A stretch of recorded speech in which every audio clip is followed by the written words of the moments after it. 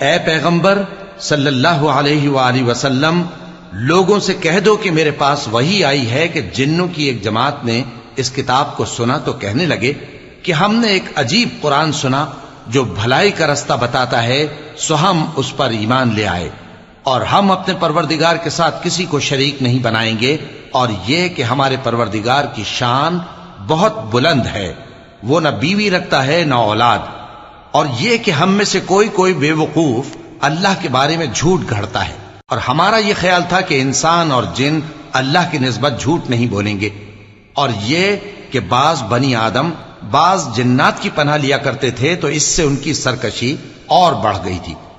اور یہ کہ ان کا بھی یہی اعتقاد تھا جس طرح تمہارا تھا کہ اللہ کسی کو نہیں زندہ کرے گا، اور یہ کہ ہم نے آسمان کو ٹٹولا تو اس کو مضبوط چوکیداروں اور انگاروں سے بھرا ہوا پایا،